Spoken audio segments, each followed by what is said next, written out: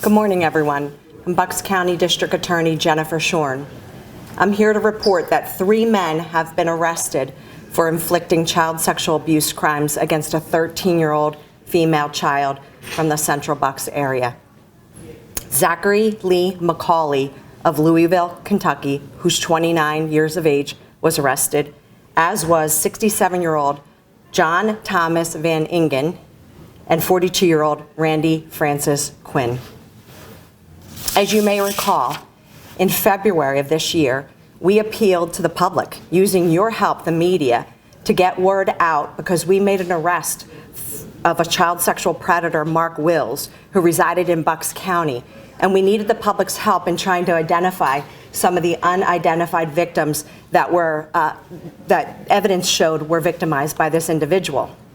We also appealed to the parents to get the word out to their children to make sure they keep an open dialogue as to the dangers of online predators, as well as to check their children's devices. And one mother did just that. She had concerns for her daughter's well-being, and her concerns were confirmed when she saw suspicious activity. As a result, she reported her concerns to my office, and thanks to this amazing team of county detectives standing behind me, they opened an investigation. And they identified a perpetrator from Kentucky who was sexually exploiting this 13-year-old child.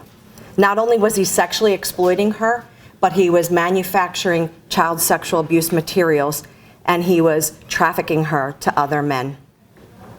This man accessed this child through an online platform, Snapchat, and he did so portraying himself as a peer, a 17-year-old boy interested in dating this child.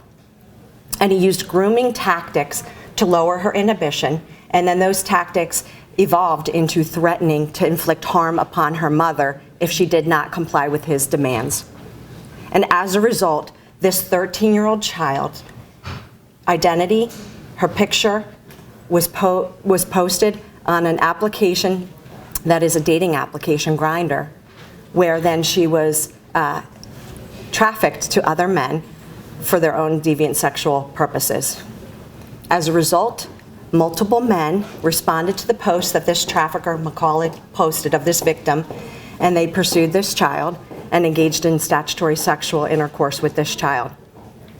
One individual did so repeatedly, and he also live streamed his victimization of this child to the trafficker, McCauley, creating child pornography.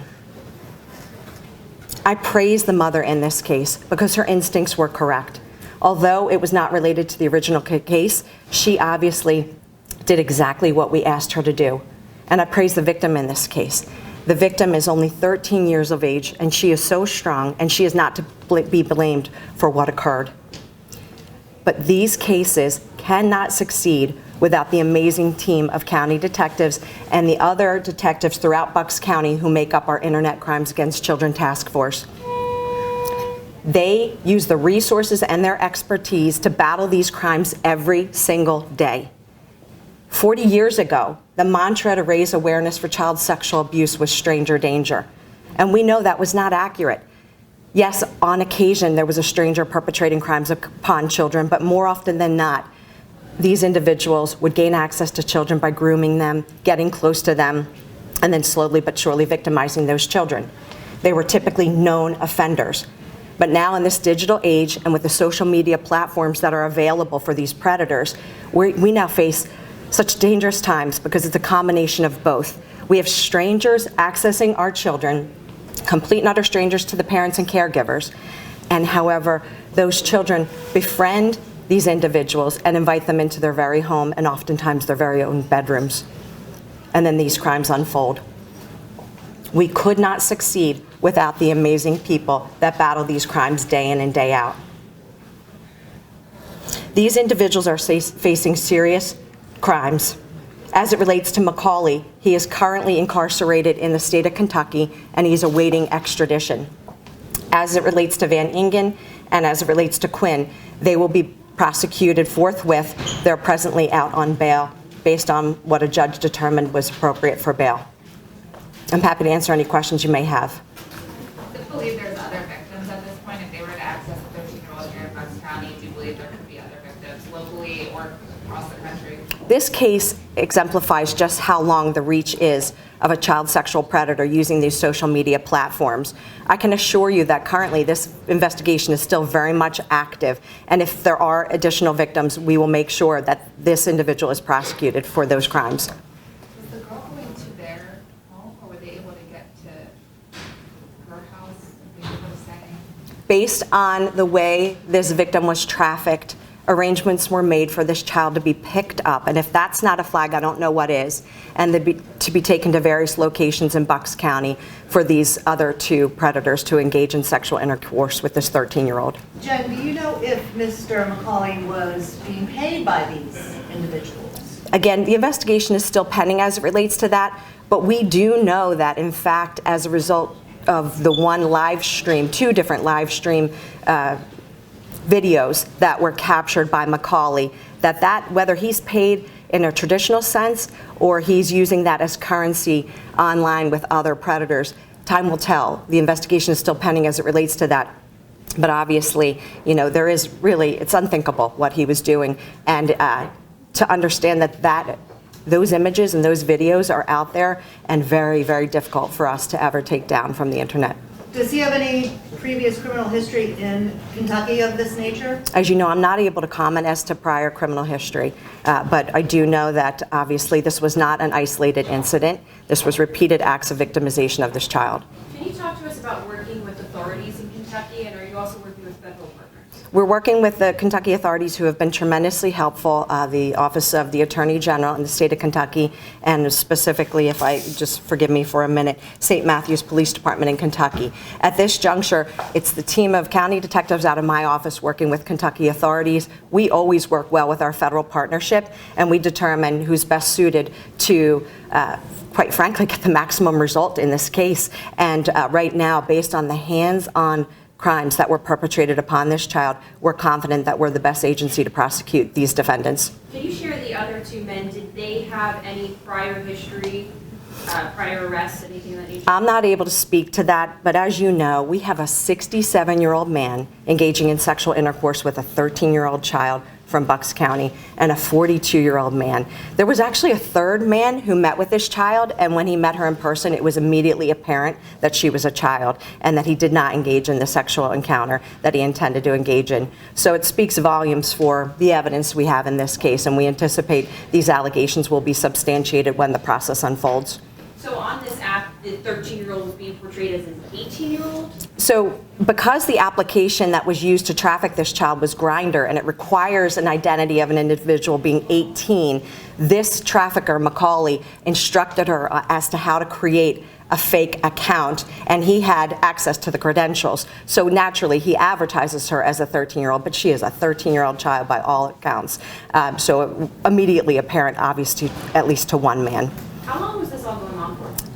Throughout the month of October, several episodes throughout the month of October. And when did the Kentucky man first contact her? How long has that contact been? I believe, let me just confirm, it was several weeks, but I would like to just confirm that fact. September was the first contact, and for weeks was grooming, and then ultimately culminating in these sexual offenses. Can you give us a full timeline? It started in October, but how long did it go on? Started in September was the communication, several weeks of grooming, and then went throughout the month of October. And those details will become more specific in time.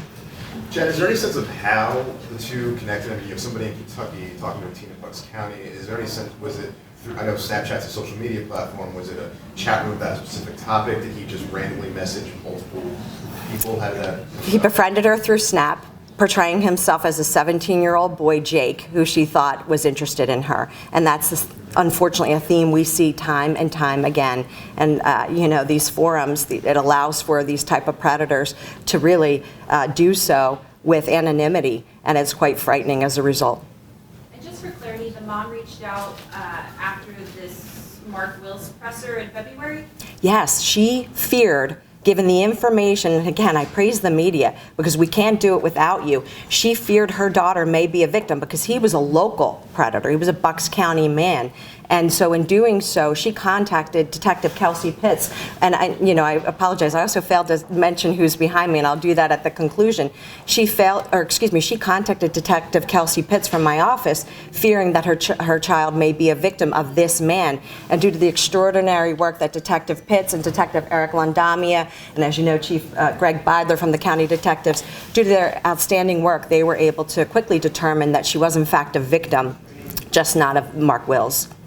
What raised the mother's suspicions? Was it the appearance of other people picking her up and dropping her off? No. In fact, no, that's what's really scary in this case. It was not that, and that's how sophisticated these crimes can be. It's some of the things we encourage parents to be aware of, children taking their phone into their bedrooms and communicating with people who are unknown. So that initially was the suspicious behavior that the mom noted, and then subsequently taking her daughter's cell phone and then providing it to law enforcement. And again, I can't praise the mother enough, and I can't praise this child victim enough. She is not to be blamed. These predators are so good at what they do, at grooming these child victims and making them think they're doing this in the name of love and or fear that their loved ones would be harmed.